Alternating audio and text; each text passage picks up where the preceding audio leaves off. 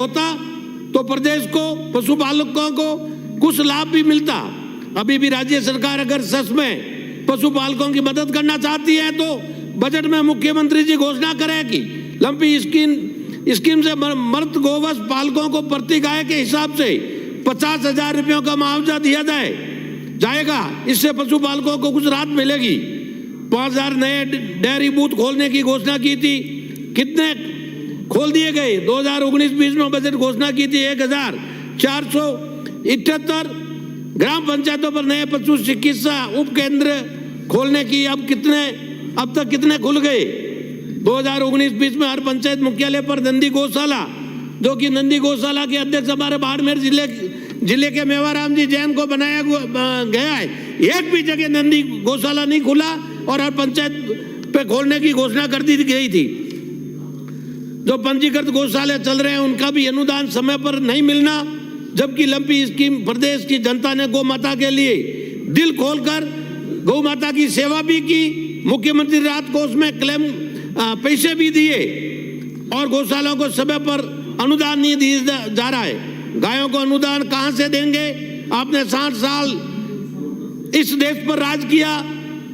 1971 में तत्कालीन प्रधानमंत्री श्रीमती इंदिरा गांधी जी ने गरीबी हटाओ का नारा दिया था, लेकिन लोगों की मूलभूत आवश्यकता शिक्षा, स्वच्छता, पानी, बिजली, सड़क तक ध्यान नहीं दिया। प्रदेश में अंग्रेजी माध्यम के स्वामी विवेकानंद स्कूल चल रहे थे, उनको और बढ़ाया जा सकता था, लेकिन आपको शायद स्वामी विवेकानंद जी का नाम पसंद नहीं है। केंद्र सरकार की योजना अच्छी नहीं लगती, इसलिए महात्मा गांधी इंग्लिश स्कूल खोले गए। माननीय सभापति महोदय, शिक्षा की दृष्टि में मैं ईमानदारी पूर्वक निवेदन कर रहा हूं कि स्कूलें सीनियर सेकेंडरी से लगाकर सारी खाली पड़ी है। कॉलेजें खूब खोल दी आपने। कॉलेजों खोलने से क्या होगा? माननीय मंत्री महोदय, मैं ईमानदारी से कह रहा हूं, मेरे बालोतरा से पूनिया जी प्रिंसिपल है, वो कह रहे थे कि सिंदरी से लगाकर, सिवाना से लगाकर, गुड़ा मलानी और चौटन तक एक अगर कॉलेज का प्रिंसिपल जाके इस जो मतलब परीक्षा की समय में जाके अगर एक प्रिंसिपल उन कॉलेजों को संभालेंगे तो बच्चों की क्या दशा होगी। पीने के पानी के लिए आपने देखा होगा पोखरण परचून योजना सिवाना विधानसभा टहल पे पड़ रही है। सिंदरी के 70 से 80 गांव, सिवाना से 80 से 90 गांव इस सर्दी के अंदर पानी के लिए त्रासी कर रहे हैं। गर्मी में क्या हाल होगा? 2018 में जो पोखरण परचून की योजना थी, आज जो माननीय एक सदस्य फरमा रहे थे कि SPML कंपनी द्वारा उसको 2008 से लगाकर आज दिन तक तो सरकार क्यों नहीं कार्रवाई की? और आज भी पानी की ये दशा है कि कई गांवों के अंदर 2-2 महीना तक पानी टैंकर नहीं पहुंच पा रहा है। आज भी हड़ताल कर रहे हैं लोग, पानी के लिए धरने पे बैठे लोग। ये स्थिति बनी हुई है और आज भी कोई उसको देखने वाला नहीं है।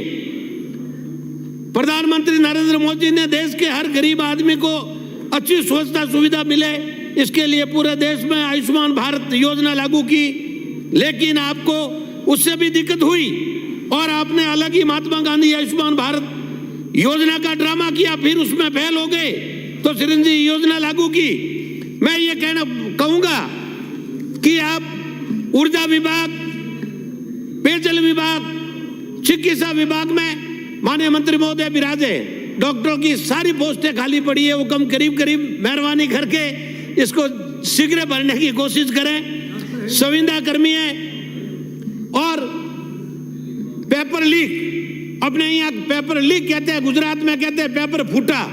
16 बार यहाँ पेपर फूट गया और कोई भी कार्रवाई आज दिन तक नहीं हुई। आज कितना दिनों से युवाओं के साथ में राज्यसभा सांसद आदरणीय करोड़ी जी मीणा धरने पे बैठे हैं, पर सरकार कोई सूझबूझ नहीं ले रही है। कल रात की बरसात में कितने हजारों संख्या में युवा वहां ओले गिरे, वहां भी मजबूती के साथ में बैठे। जल जीवन मिशन का कार्य भी माननीय सभापति महोदय इस तरीके से हो रहा है। सरकार के पैसे खर्च हो रहे हैं, पर इनका सदुपयोग जो होना चाहिए वो नहीं हो रहा है। 2014 में SR बनी हुई है, आज दिन तक पानी नहीं पहुंचा। 2016 में SR बनी हुई है, पानी नहीं पहुंचा। उसकी SR की हालत क्या होगी? आगे जाके क्या होगा? मैं सभापति महोदय, एक निवेदन करूंगा कि अभी जो ओलावृष्टि हुई है इसमें पूरे राजस्थान में नुकसान हुआ है। पूर्व, पश्चिम, उत्तर, दक्षिण, हमारे वहां ओले कम गिरे हैं, परंतु किसानों के R&D से लगाकर, जीरे से लगाकर फसलों का इतना नुकसान हुआ है। माननीय मंत्री जी ने आज घोषणा करके गए कि मैं गिरदावरी कराकर समय पे अगर इनको लाभ दिया जाए और 4 माह के बिजली का बिल माफ किया जाए तो किसानों को कुछ राहत मिलेगी। एक राजस्थान में, ये राजस्थान है, हर प्रांत में अपने प्रांत की भाषा है। मैं सभापति महोदय आपके मार्फत इस बजट घोषणा में मुख्यमंत्री जी से आग्रह करूंगा कि राजस्थान में राजस्थानी भाषा लागू की जाए, इसके लिए घोषणा करावें ताकि लोगों की इच्छा है, युवाओं की, और समय पे पानी, पेयजल की व्यवस्था कराई जाए।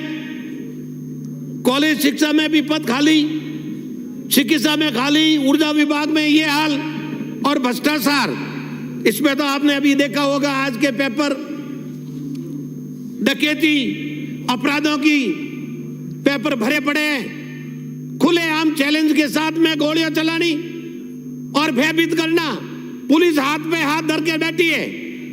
माननीय सभापति महोदय, आने वाले समय में ये राजस्थान इतना अपराधी प्रदेश बन जाएगा।